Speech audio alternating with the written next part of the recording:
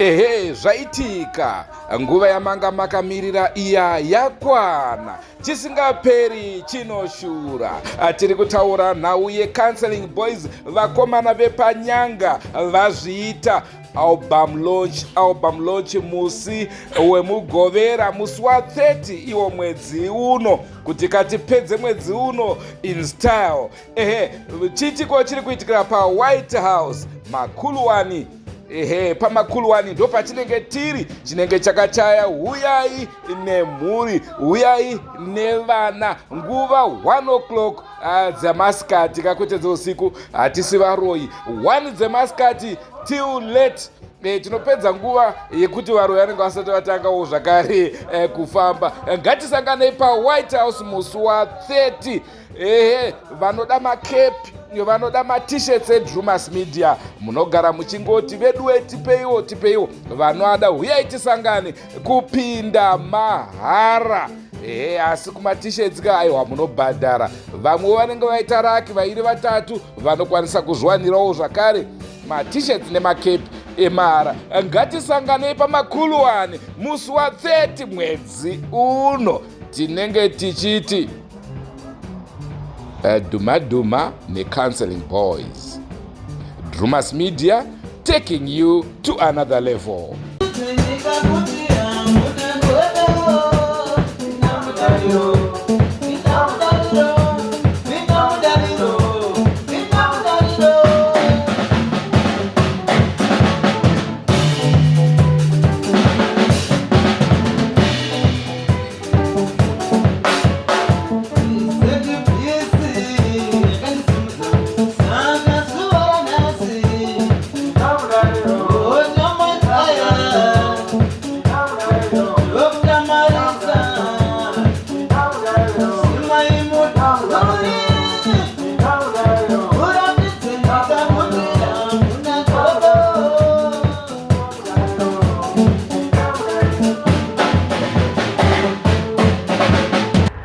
Kazoi muri yeZimbabwe, kusangana kwatiri kuita nhasi raari mwezuva. Ndofunga wazhinji munondiziva, ndinonzi Chris Penai, zvekare ndinoshanda kuunder Drewmas Media. Heino nguva yamanga makamirira yealbum launch yeCounselling Boys musi wa30 paWhite House. Ini nemuCounselling Boys ndinoridza madrums, ndofunga wazhinji munondiziva. Ndo mamiriro akaita situation izvezvezvi. Album renyu rinonzi chii? Album redu rinonzi GOGOGOI. Rinenzi yongani? Album redu rine 8 tracks. 8 tracks, 2 dzakakombozwa naBlazi Festival Mumba Medu, then dzimwe 6 dzakakombozwa naBlazi zvekare weMumba Medu zvekare. Muri kutaura mazita awozvo. Okay, Festival Mumba Medu inonzi Innocent Marongedza. Then ndiye akakomboza 2 songs, then 6 songs. Zipi dzacho? Kune inonzi Tete Maisandi, neimwe yacho inonzi Mwari Wenyasha.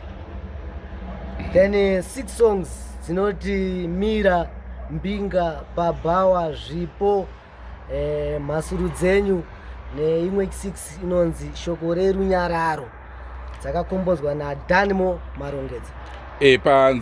Album iri ndongoda kuti ungotitsvagira 1 kambo kaunotaka ndokandofariraka wotiudza kuti kanonzi chii, uyezve kari pamusoro pei, kanoimba nezvei? Okay, paalbum iri harinonetsosanangura kuti ndoti ndeipi song inonakidza, nokuti dzese dzinondifarira, asi ndinofarira hangu iya yekuti Mira aripo pakukansela vana vechikoro, kuti chii chiri kuita kuti vana vechikoro vazosvike pakunoroorwa kana kutiziswa, inyaya yeMira. Saka idzidziso kuvanhu iyoyo, that's why ndichifarira song iyoyo. Venue iri paWhite House along Bulawayo Road, pabottle store rinonzi Makuluwani, kana makambonzwa nezvaro Makuluwani, ndo pane venue. Time tiri kutanga na 1 o'clock till late, tendichingotandadzana tichidai nekudai. Then muchinzwa masongs atende tichibvisa musi wacho ekuti munyatsoti sapota zvakanaka mafans. Aiwa, tokutendai kune mafans edu angachinetsa Drewmas Counselling Boys yapapi. Aiwa, ndo mukana wacho tazosvika album launch musi wa30. Munhu wese tokuda munhu wese. Hapana fee iri kubhadharwa, munhu wese uri kupinda mahara for free kubva na1 svika till late, svika mune maneta nesu tiripo. Vana vadiki tinoona zvekare, vanhu vakuru tokudai, zvidhakwa tokudai. Iyi family show yecounseling boys, family show yecounseling boys, tinokudai mese. Uyai neuwandu hwenyu, musapote vana venyanga. Vana venyanga kana kuti vana ven'anga. Nyanga.